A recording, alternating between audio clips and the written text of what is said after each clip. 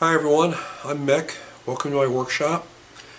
I've got a tool for you today that I think I would be shocked if anybody out there has ever seen this tool.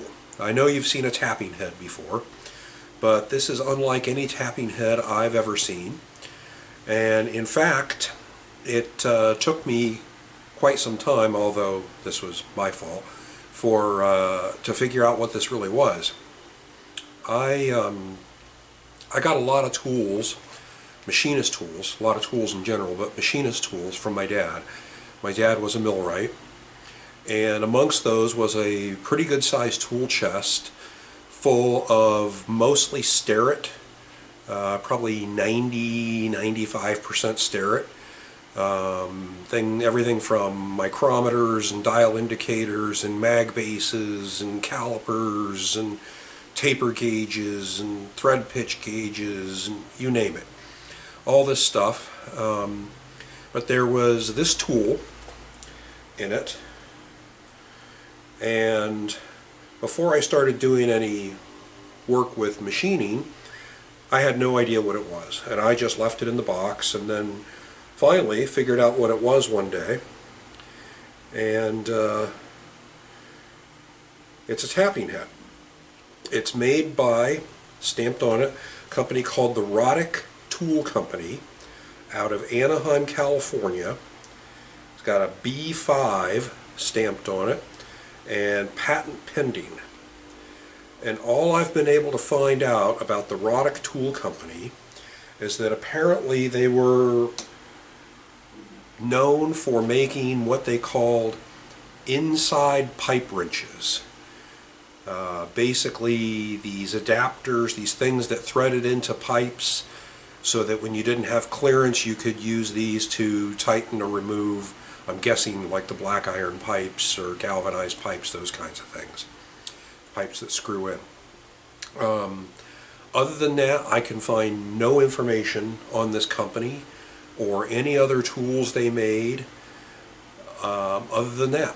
So like I said, it took me a while to figure out what it does, but a couple other interesting things of note is that like other tapping heads, it has an Allen set screw that you use to tighten down on the square sides of the tap. The collet uses these rubber Jacobs Flex collets that I guess are just used primarily to hold the tap in position. Nothing other than that, because they won't prevent it from spinning or anything in the collet. And then right after I figured out what it was, I did a quick search and happened to find a few more of these rubber collet pieces on eBay. So I snapped them up knowing that I'd probably never find them again, and sure enough I haven't. This size is pretty odd. Took me a while to get them. For some reason the US Postal Service decided to ship them to Germany before they got them to me. So it took about a month and a half to get them, but anyway, I have them. So I figured I'll set this up in the mill and tap some holes and show you how it works. Alright, I've got a piece of scrap C-channel set up in the drill press, and I'm just going to drill some holes to tap some 1/4 20 threads. And it just occurred to me not too long ago why my dad had so many number 7 drill bits, and a lot of them carbide, and I guess he tapped a lot of 1/4 20 holes. Anyway, so I'm just going to drill 3 or 4 of these 1/2 inch on center, and then we'll tap them.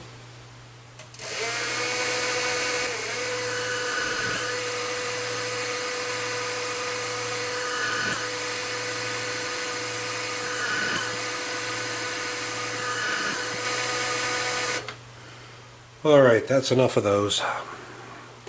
Now I'll get the tapping head set up. I've got the tapping head set up with a quarter 20 tap. I realize it would probably work better with a spiral flute tap, but I literally just got some the other day and I haven't tried them yet. I have done it with this type of tap.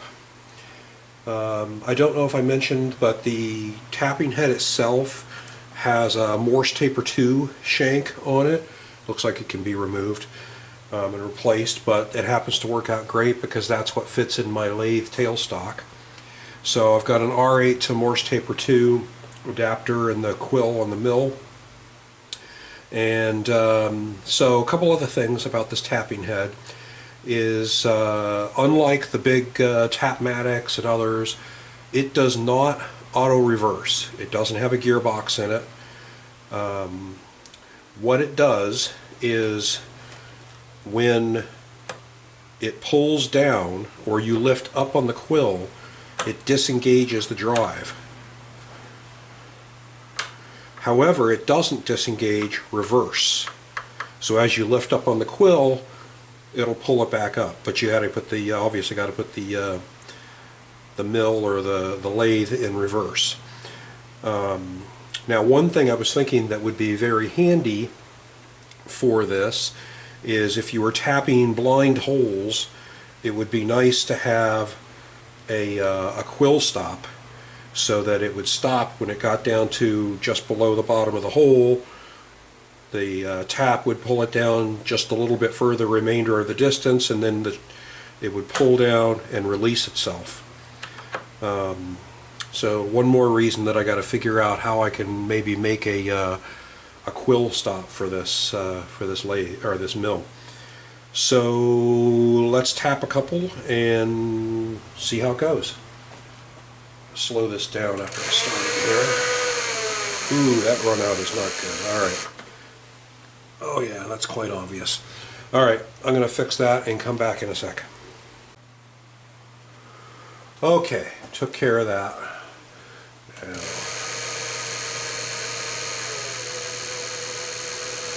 okay, see if I can keep my big arm out of the way.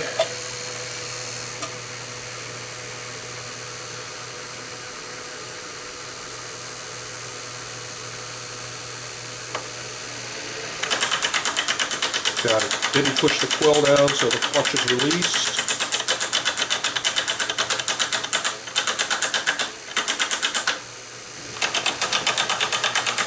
Now I can reverse. And it's done. I did not use this when I made my fixture plate angle block. Actually, to be honest with you, this is the first time I've ever actually really used it, and I'm not really using it. So I think I'll have to use this some more, though. I should put some cutting fluid on there. My dad would be appalled. Alright, let's go back to the previous hole.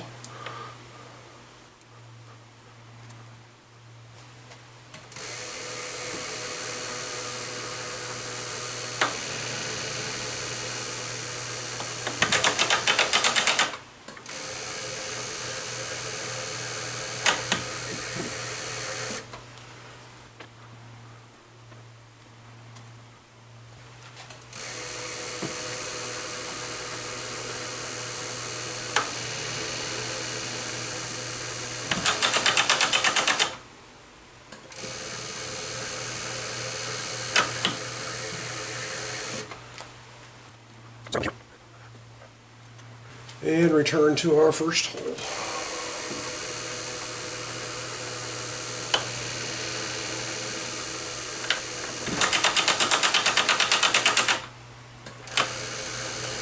Obviously didn't have that thing clamped in there very well as it pulled up when it was lifted up the quill. But I think you get the picture.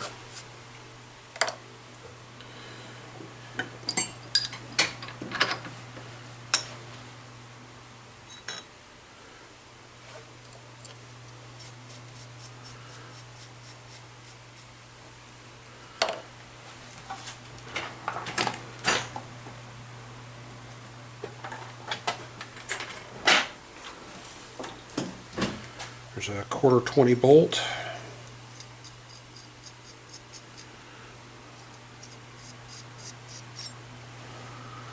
Yeah, pretty useful little tool. And I like the fact that it's compact. I haven't actually seen one in person, but those Tapmatic heads look huge. Plus, I've got it. I realized as I was editing this that I completely messed up on keeping my hand and arm out of the way. So here is a close-up shot of this tapping head working. Hopefully you'll get a better idea how it works now.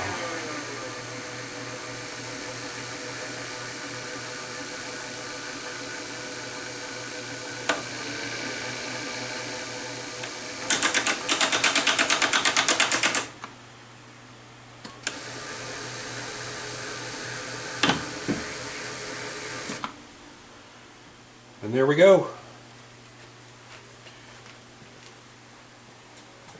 Alrighty, thanks a lot everybody. Take care.